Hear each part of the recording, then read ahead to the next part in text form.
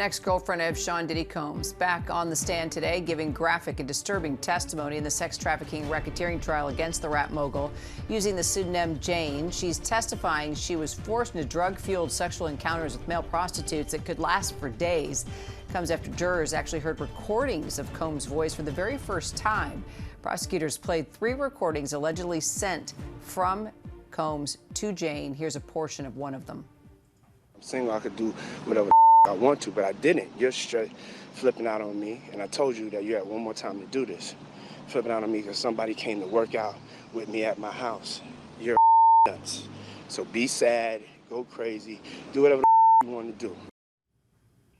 Combs has pleaded not guilty to all charges. His legal team says all sexual encounters were consensual. For more, let's bring in legal contributor and trial attorney Brian Buckmeyer. So, Brian, what's the significance of these audio recordings, you think, and will they be effective?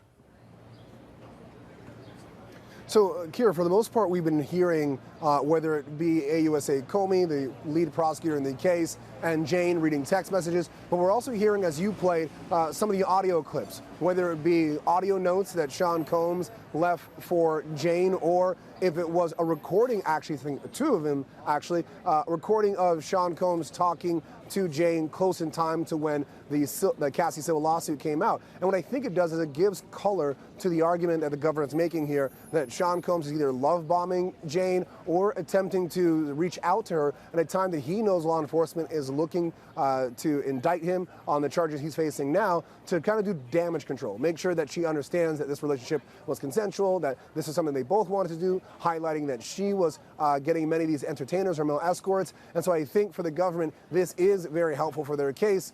But I do think the defense might have a different interpretation of this. Cross-examination for them likely to start tomorrow with Jane. So you've been inside the courtroom. What has Combs' demeanor been like during Jane's testimony? So the Combs of last week is very different of the Combs of this week. Don't forget that Sean Combs was told that he cannot be doing anything that might influence the jury through that vigorous head nodding or shaking of his head in testimony that he either likely agreed with or disagreed with, and doing so in a very entertaining way, let's say, towards the jury. Now he's much more laid back. He's kind of pushed back in his seat. He's listening to Jane on the stand testify. When there's opportunities to have the text messages or other pieces of evidence shown on the video, you can see him put on his glasses, really scoot up close to Teddy Garagos, who's to his right, and who is also going to be cross-examining Jane, and then looking at the evidence on the screen and participating in his defense. I think he's trying to point out his interpretation of some of these messages and also help Teddy Garagos prepare for her cross-examination. And Combs' defense team has asked for a mistrial twice now. Even if a mistrial is unlikely, what's the strategy behind it?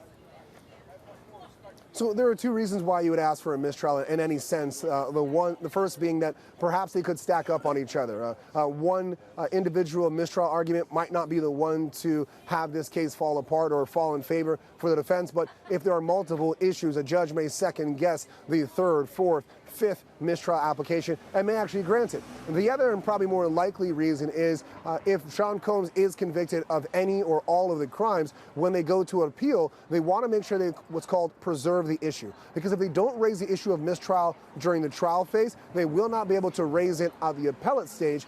And so they might be hoping for a more favorable judge who's not just going to look at 1 or 2 applications for a mistrial, but if they're hopeful and lucky they get more down the road, a judge on the appellate level will look at multiple mistrial motions, and they're hoping for a beneficial result at that time. All right, Brian Buckmeyer, thank you. And for more on the Combs trial, you can catch ABC News Live, our show, Burden of Proof, the case against Diddy, every night, 5:30 p.m.